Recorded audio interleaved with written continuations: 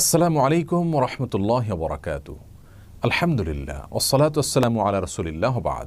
সুপ্রিয় দর্শক শ্রোতা ভাই বোন, আজ আমরা আলোচনা করব কুরবানির পশুর গোশত কিভাবে বন্টন করতে হবে, কয় ভাগে ভাগ করতে হবে সে বিষয়ে। সূরাতুল হজে আল্লাহ সুবহানাহু ওয়া তাআলা ইরশাদ করেছেন ফাকুলু মিনহা ওয়া আত'ইমুল বাঈসাল ফাকির। অন্য আয়াতে তিনি ইরশাদ করেছেন ফাকুলু মিনহা ওয়া আত'ইমুল কানিআ ওয়াল মু'তার, যার অর্থ হলো তোমরা কোরবানির পশুর গোশত থেকে নিজেরা খাও এবং তোমাদের প্রতিবেশী, আত্মীয় স্বজন বা যারা দুস্থ নন এ ধরনের মানুষদেরকে খাওয়াও, হাদিয়া দাও, এবং যারা দুস্থ অসহায় গরিব মানুষ তাদেরকে দান করো।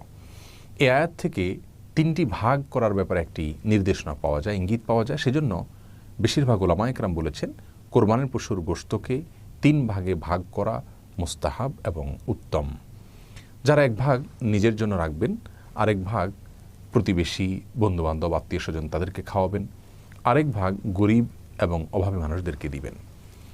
কেউ যদি তিন ভাগ পুঙ্খানুপুঙ্খরূপে না করতে পারেন, নিজের ভাগে একটু বেশি রয়ে গেল, দানটা একটু কম করলেন, তাহলে সেক্ষেত্রে কোনো প্রকার সমস্যা নেই, এর জন্য চিন্তিত হওয়ার কোনো কারণ নেই।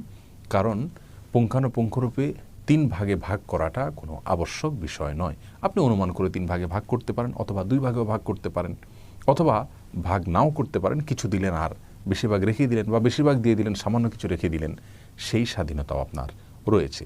যার কারণে কয় ভাগে ভাগ করব সেটা পুঙ্খানুপুঙ্খরূপে হলো কি না সে বিষয়গুলো নিয়ে আমাদের দুশ্চিন্তা করবার কোনো কারণ নেই।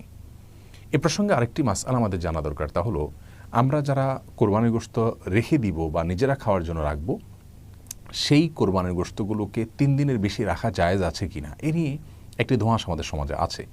মূলত সহিহ বুখারীর একটি হাদিস থেকে এরকম একটা নির্দেশনা পাওয়া যায় যেখানে নবী আলাইহিস সালাম 3 দিনের বেশি রেখে কোরবানির পশুর গোশত খেতে নিষেধ করেছেন।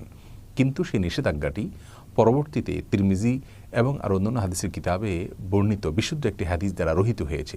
নবী আলাইহিস সালাম পরিষ্কারভাবে আগের সে বিধানের রহিত হওয়ার বিষয়টি জানিয়েছেন। যার কারণে 3 দিনের বেশি যদি কেউ রেখে খেতে চান কোরবানির গোশত, তাহলে সেটি সম্পূর্ণরূপে এখন জায়েজ রয়েছে এবং এটা নিয়েও কোনো প্রকার বিভ্রান্তিতে থাকার কোনো কারণ নেই। অতএব কোরবানির পশুর গোশত আমরা 3 ভাগে ভাগ করার চেষ্টা করব, অনুমান করে করলেই ইনশাআল্লাহ বিদিনিল্লাহ মুস্তাহাবের উপর আমল হয়ে যাবে। আর আমাদের দেশে অনেক সমাজের একটা ভাগ নামে ভাগ তোলা হয়।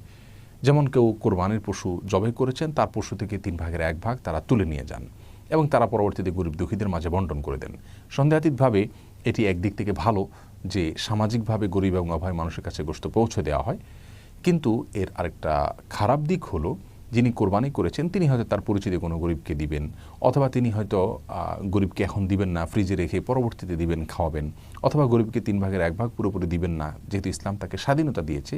কিন্তু সমাজ যখন তার কাছ থেকে ওইটা নিয়ে যায় এবং এক প্রকার লজ্জায় পড়ে হলেও তাকে দিয়ে দিতে হয় বা সিস্টেমের মধ্যে পড়ে হলেও তাকে দিয়ে দিতে হয়, তখন কিন্তু বিষয়টি কোনো কোনো ক্ষেত্রে হারামের পর্যায়ে বা নাজায়েজের পর্যায়ে, গুনাহের পর্যায়ে চলে যায়। তার কারণ হলো ওই ব্যক্তির যদি মনে সন্তুষ্টি না থাকে কিন্তু সমাজের চাপের কারণে দিয়ে দিতে হয়, তাহলে কিন্তু সেটি কোনো অবস্থাতেই জায়েজ হবে না। বিধায় এ ধরনের সমাজের ভাগ তোলার ব্যাপারটি আমি বলবো ভালো, কিন্তু স্বাধীনতা দেওয়া উচিত, যে যতটুকু সেখানে দেয় পরবর্তীতে সামাজিকভাবে সেটাকে বন্টন করা হবে। বাধ্য কোনো অবস্থাতেই করা উচিত না বা সিস্টেম বানিয়ে নেওয়া উচিত নয়, যার ফলে মানুষ একরকম অঘোষিতভাবে বাধ্য হয়ে যায়। তাহলে কোরবানির পশুর গোশতকে আমরা 3 ভাগে ভাগ করার চেষ্টা করব, যদি করতে পারি ভালো, আর যদি পুঙ্খানুপুঙ্খরূপে নাও করতে পারি এর জন্য চিন্তিত হওয়ার কোনো কারণ নাই।